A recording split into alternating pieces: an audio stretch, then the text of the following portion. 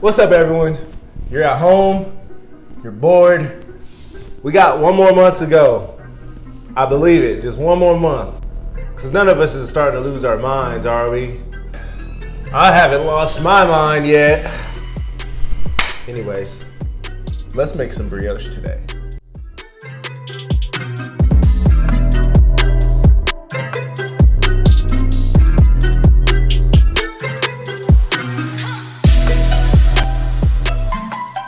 Let's get started on this brioche recipe. First, we're gonna need 40 grams of milk, 360 grams of eggs. Now we're gonna add 25 grams of mature starter.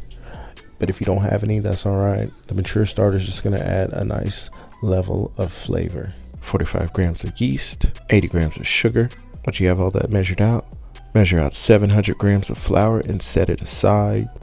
So we've got our ingredients all measured out. We need to give it a nice whisk. Boy, look at that technique until homogeneous. Once your mixture is nice and incorporated, place it back on the mixer and turn on medium-low. Now add your 700 grams of bread flour little by little until it's fully incorporated. Be sure to do this slow and have your mixer running on low, or else it's just gonna splatter up and everywhere and you're gonna be all mad. So after about 10 minutes, your dough should start coming together. It should have some gluten development, but not very much. At this point in time, we're gonna add 150 grams of butter, room temperature. And I'm using European butter. All right, so we got our butter mixed in with our dough. We're gonna turn our mixer up to medium high and let that go for like another 15 minutes. So if your butter doesn't look like it's mixing in with your dough properly, don't worry about it. Just give it some time and eventually it's gonna start to form into a nice, massive, cohesive ball. You'll definitely know your dough's done whenever it comes off the sides of your bowl clean. It feels smooth, soft, and it has some elasticity to it. So this guy's ready. The biggest tip for making bread or any type of baked product is to just be patient. Look at the dough, feel the dough, smell the dough, and it'll just come with time. Ooh, now that our dough's ready, I'm gonna slap it out onto a unfloured workbench, and I'm just gonna work it into a ball. Work it into a ball by creating tension with your hands and the board, and just slowly bring it to you back and forth. Just be gentle, you don't have to be all extra rough. We're just shaping it into a nice ball. Once you get your dough shaped into a ball, for stress relief's sake, just give that dough some slaps. This is really gonna help you, get any extra stress that you have pent up from being stuck at home. Give it a few more slaps for good measure. Boy, do I look lost right now. You're going to want to grease a bowl or a container that's big enough to fit double the size of your dough because it's going to proof up. Cover with plastic wrap, nice and tight. Alright, so now that our dough is done, we're going to set it in a small plastic container.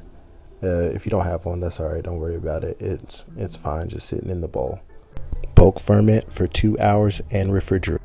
So you'll want to start by greasing up a loaf pan. And you should probably dust it with flour too. That will definitely help your bread from not sticking. So you're going to shape 3 balls weighing 70 grams each, which should give you a total weight of 210 grams. So remember that technique we did earlier where we're forming our dough into a ball and creating tension on it? You're definitely going to want to do that when shaping this dough. As you can see, I did not do a very good job of shaping my brioche, so it baked up a little funky, but that's all right. It's no big deal. It's probably just mad because I was slapping it earlier. So now that our brioche is in the pan, it is ready for the final proof. Don't forget to egg wash before you proof. It's gonna help our brioche come out nice and shiny and brown and golden and pretty. We like pretty bread. Once you've got your final shaping done for your loaf, you're gonna proof it at room temperature for 2 hours. And then we're gonna bake it at 375 degrees for 20 minutes And after 20 minutes, we're going to drop the oven temperature down to 350 degrees.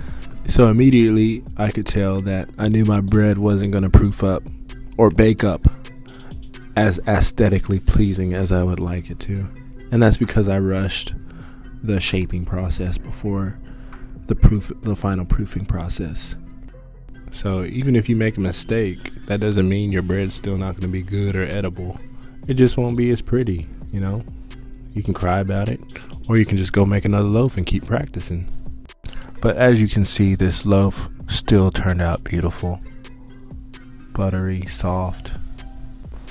I guess my hope of this video was to help you gain confidence and in your baking skills and your baking abilities, and realize it's not that hard to make good bread. It just takes a little bit of patience, a few slaps, and you can have some good bread. So if you like this video, hit that button, smash that button, slice that button, slap that button, whatever you gotta do to like this video, like that video. Comment and subscribe. Please leave comments. I want you to troll my video. I just want to laugh. Give me your best impressions of anything that I do in my videos that you think is funny, dumb, silly, quirky, whatever. Thank you. Love y'all.